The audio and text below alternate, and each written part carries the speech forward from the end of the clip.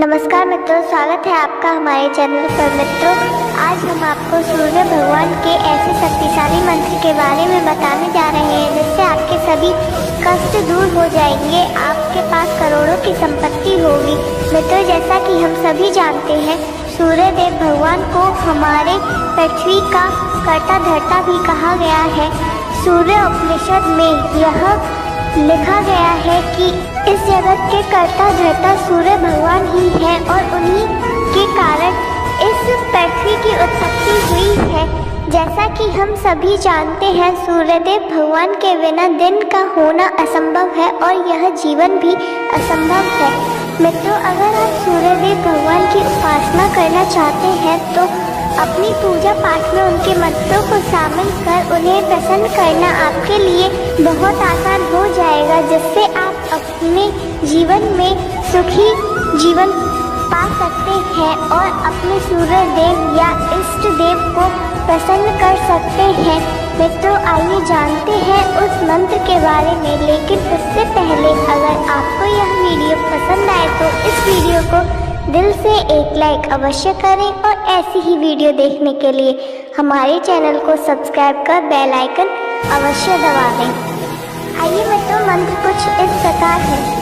ओम आदित्याय विद्महे दिवाकराय धीमहि तन्नो सूर्य प्रचोदयात्। ओम आदित्याय विद्महे दिवाकराय धीमहि तन्नो सूर्य प्रचोदयात्। ओम आदित्याय विद्महे दिवाकराय धीमहि तन्नो सूर्य प्रचोदयात्। ओम आदित्याय विद्महे दिवाकराय धीमहि तन्नो सूर्य प्रचोदयात्। ओम आदित्याय विद्महे दिवाकराय धीमहि तन्नो सूर्य प्रचोदयात्। ओम आदित्याय विद्महे दिवाकराय धीमहि तन्नो सूर्य प्रचोदयात्। ओम आदित्याय विद्महे दिवाकराय धीमहि तन्नो सूर्य प्रचोदयात्।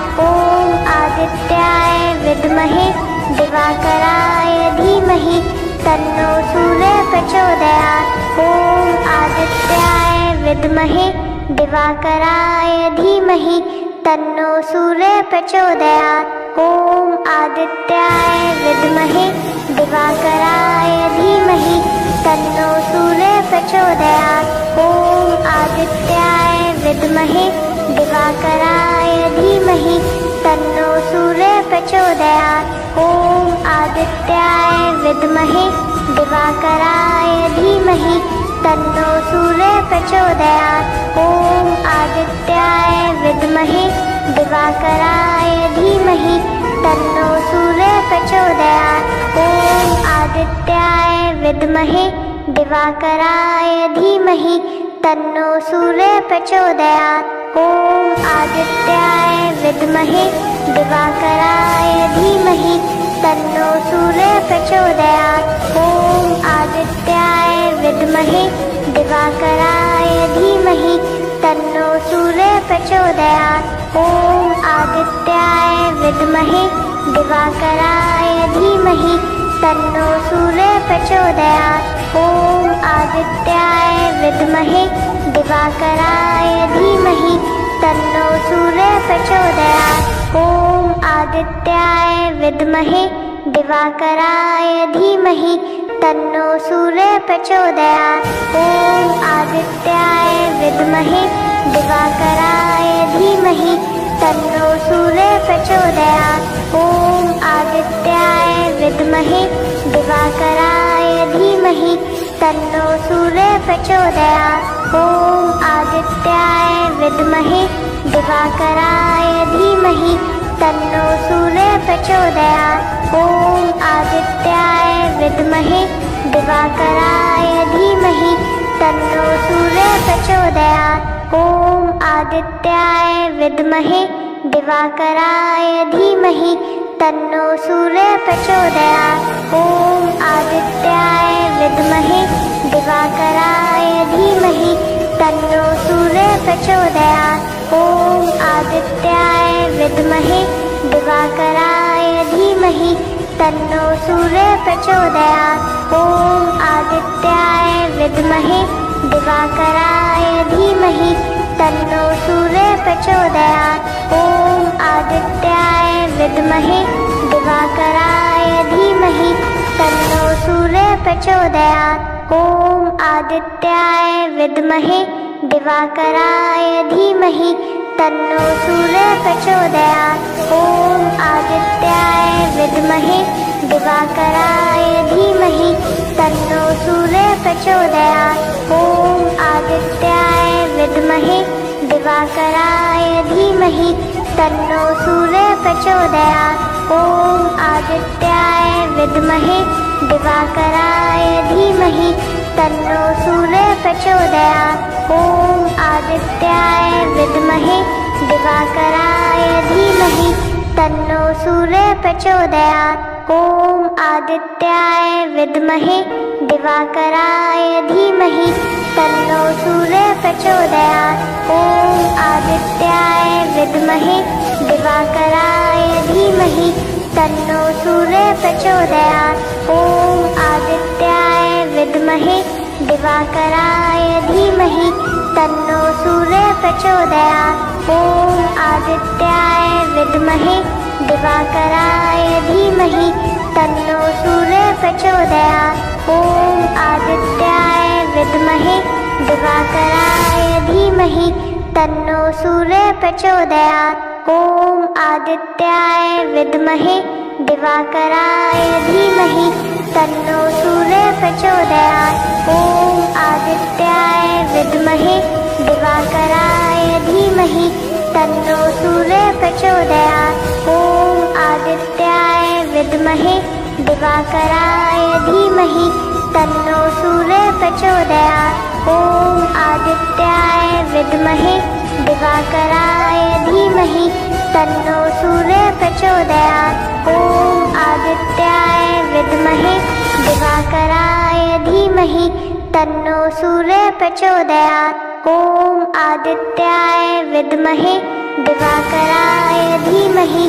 तन्नो सूर्य प्रचोदयात्। ॐ आदित्याय विद्महे दिवाकराय धीमहि तन्नो सूर्य प्रचोदयात्। ॐ आदित्याय विद्महे दिवाकराय धीमहि तन्नो सूर्य प्रचोदयात्। ॐ आदित्याय विद्महे दिवाकराय धीमहि तन्नो सूर्य प्रचोदयात्। ॐ आदित्याय विद्महे दिवाकराय धीमहि तन्नो सूर्य प्रचोदयात्।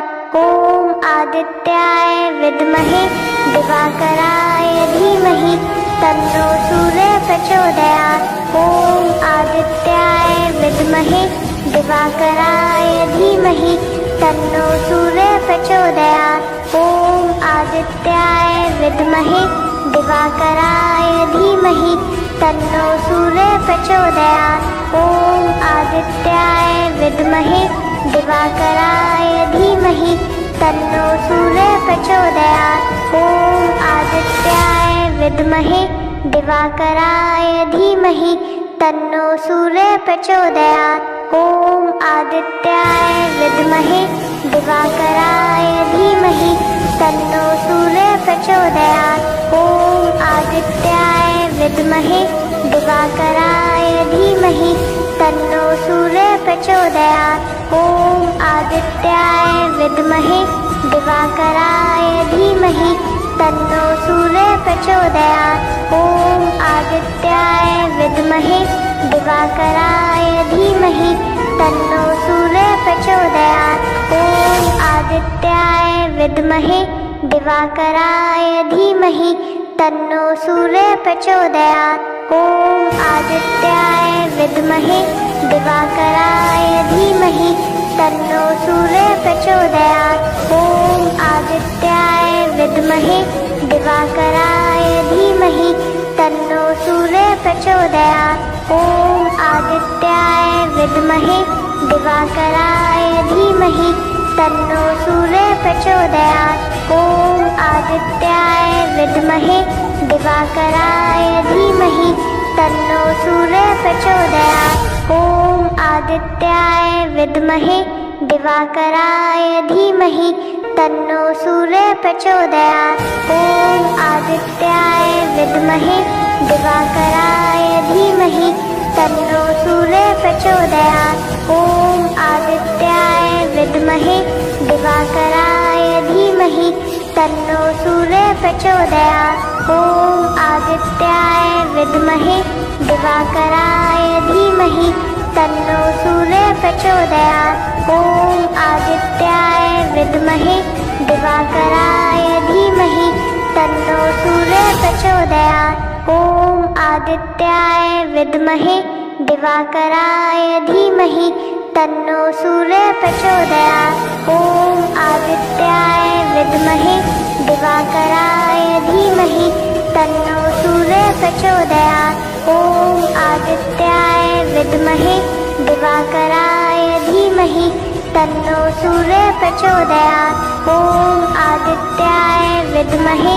दिवाकराय धीमहि तन्नो सूर्यः प्रचोदयात्। ॐ आदित्याय विद्महे दिवाकराय धीमहि तन्नो सूर्यः प्रचोदयात्। ॐ आदित्याय विद्महे दिवाकराय धीमहि तन्नो सूर्यः प्रचोदयात्। ॐ आदित्याय विद्महे दिवाकराय धीमहि तन्नो सूर्यः प्रचोदयात्। ॐ आदित्याय विद्महे दिवाकराय धीमहि तन्नो सूर्यः प्रचोदयात्। ॐ आदित्याय विद्महे दिवाकराय धीमहि तन्नो सूर्यः प्रचोदयात्। ॐ आदित्याय विद्महे दिवाकराय धीमहि तन्नो सूर्यः प्रचोदयात्। ॐ आदित्याय विद्महे दिवाकराय धीमहि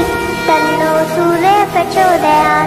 ॐ आदित्याय विद्महे दिवाकराय धीमहि तन्नो सूर्यः प्रचोदयात्।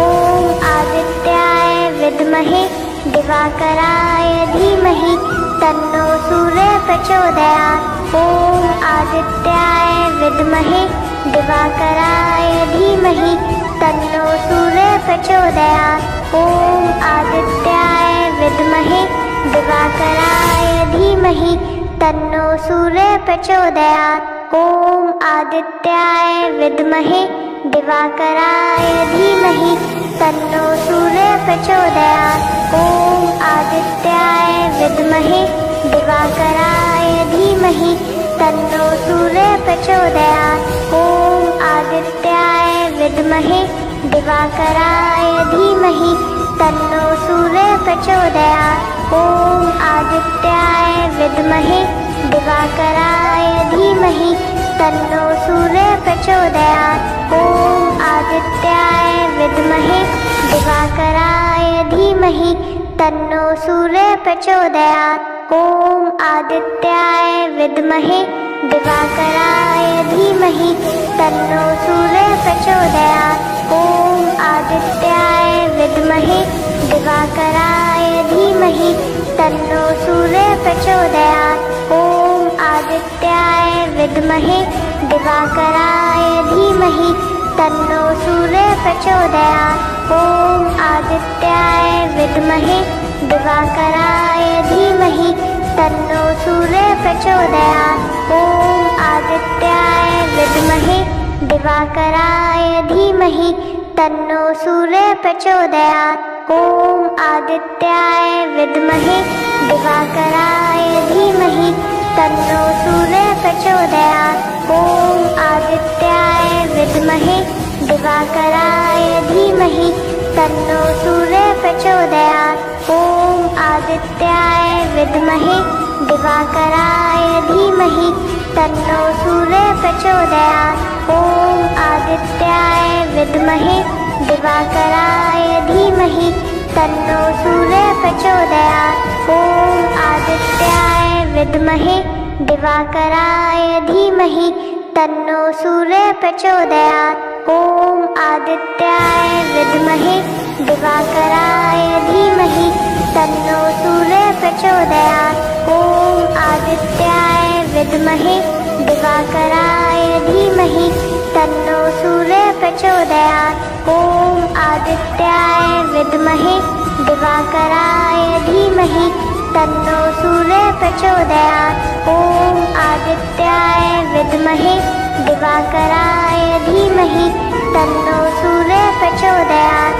ॐ आदित्याय विद्महे दिवाकराय धीमहि तन्नो सूर्यः प्रचोदयात्। ॐ आदित्याय विद्महे दिवाकराय धीमहि तन्नो सूर्यः प्रचोदयात्। ॐ आदित्याय विद्महे दिवाकराय धीमहि तन्नो सूर्यः प्रचोदयात्। ॐ आदित्याय विद्महे दिवाकराय धीमहि तन्नो सूर्यः प्रचोदयात्। ॐ आदित्याय विद्महे दिवाकराय धीमहि तन्नो सूर्यः प्रचोदयात्। ॐ आदित्याय विद्महे दिवाकराय धीमहि तन्नो सूर्यः प्रचोदयात्। ॐ आदित्याय विद्महे दिवाकराय धीमहि तन्नो सूर्यः प्रचोदयात्। ॐ आदित्याय विद्महे दिवाकराय धीमहि तन्नो सूर्यः प्रचोदयात्। ॐ आदित्याय विद्महे दिवाकराय धीमहि तन्नो सूर्यः प्रचोदयात्। ॐ आदित्याय विद्महे दिवाकराय धीमहि तन्नो सूर्यः प्रचोदयात्। ॐ आदित्याय विद्महे दिवाकराय धीमहि तन्नो सूर्यः प्रचोदयात्। ॐ आदित्याय विद्महे दिवाकराय धीमहि तन्नो सूर्यः प्रचोदयात्। ॐ आदित्याय विद्महे दिवाकराय धीमहि तन्नो सूर्यः प्रचोदयात्। ॐ आदित्याय विद्महे दिवाकराय धीमहि तन्नो सूर्यः प्रचोदयात्। ॐ आदित्याय विद्महे दिवाकराय धीमहि तन्नो सूर्यः प्रचोदयात्। ॐ आदित्याय विद्महे दिवाकराय धीमहि तन्नो सूर्यः प्रचोदयात्। ॐ आदित्याय विद्महे दिवाकराय धीमहि तन्नो सूर्यः प्रचोदयात्। ॐ आदित्याय विद्महे दिवाकराय धीमहि तन्नो सूर्यः प्रचोदयात्। ॐ आदित्याय विद्महे दिवाकराय धीमहि तन्नो सूर्यः प्रचोदयात्। ॐ आदित्याय विद्महे दिवाकराय धीमहि तन्नो सूर्यः प्रचोदयात्। ॐ आदित्याय विद्महे दिवाकराय धीमहि तन्नो सूर्यः प्रचोदयात्। ॐ आदित्याय विद्महे दिवाकराय धीमहि तन्नो सूर्यः प्रचोदयात्। ॐ आदित्याय विद्महे दिवाकराय धीमहि तन्नो सूर्यः प्रचोदयात्। ॐ आदित्याय विद्महे दिवाकराय धीमहि तन्नो सूर्यः प्रचोदयात्। ॐ आदित्याय विद्महे दिवाकराय धीमहि तन्नो सूर्यः प्रचोदयात्। ॐ आदित्याय विद्महे दिवाकराय धीमहि तन्नो सूर्यः प्रचोदयात्। ॐ आदित्याय विद्महे दिवाकराय धीमहि तन्नो सूर्यः प्रचोदयात्। ॐ आदित्याय विद्महे दिवाकराय धीमहि तन्नो सूर्यः प्रचोदयात्। ॐ आदित्याय विद्महे दिवाकराय धीमहि तन्नो सूर्यः प्रचोदयात्। ॐ आदित्याय विद्महे दिवाकराय धीमहि तन्नो सूर्यः प्रचोदयात्। ॐ आदित्याय विद्महे दिवाकराय धीमहि तन्नो सूर्यः प्रचोदयात्। ॐ आदित्याय विद्महे दिवाकराय धीमहि तन्नो सूर्यः प्रचोदयात्। ॐ आदित्याय विद्महे दिवाकराय धीमहि तन्नो सूर्यः प्रचोदयात्। ॐ आदित्याय विद्महे दिवाकराय धीमहि तन्नो सूर्य प्रचोदयात्। ॐ आदित्याय विद्महे दिवाकराय धीमहि तन्नो सूर्य प्रचोदयात्। ॐ आदित्याय विद्महे दिवाकराय धीमहि तन्नो सूर्य प्रचोदयात्। ॐ आदित्याय विद्महे दिवाकराय धीमहि तन्नो सूर्य प्रचोदयात्। ॐ आदित्याय विद्महे दिवाकराय धीमहि तन्नो सूर्य प्रचोदयात्। ॐ आदित्याय विद्महे दिवाकराय धीमहि तन्नो सूर्य प्रचोदयात्। ॐ आदित्याय विद्महे दिवाकराय धीमहि तन्नो सूर्य प्रचोदयात्। ॐ आदित्याय विद्महे दिवाकराय धीमहि तन्नो सूर्य प्रचोदयात्। ॐ आदित्याय विद्महे दिवाकराय धीमहि तन्नो